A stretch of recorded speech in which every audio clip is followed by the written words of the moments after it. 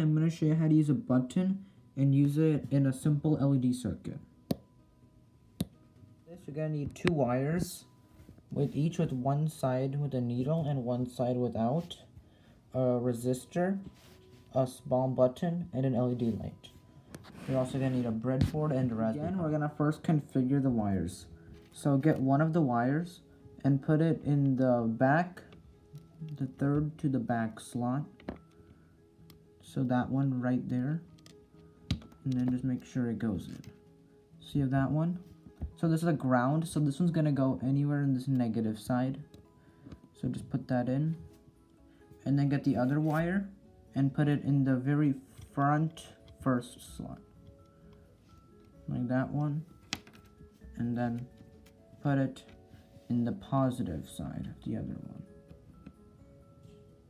The next thing we're going to need is to put this resistor. I'm using a 220 ohm resistor, so this one works fine.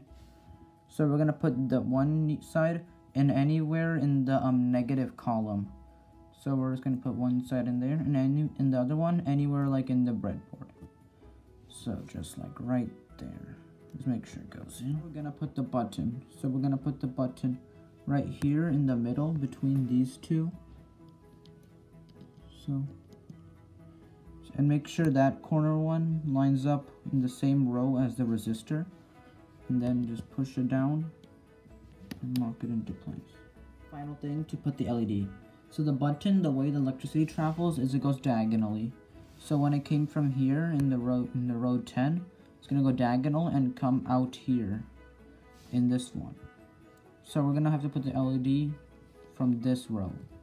So find the longer side, which is this one, and face it towards the positive. So put the longer side anywhere in the positive row, so like right there. And then this one in the diagonal from the previous one. So right there-ish. See? So now it travels as in diagonally through the button. And now if you press this, it works.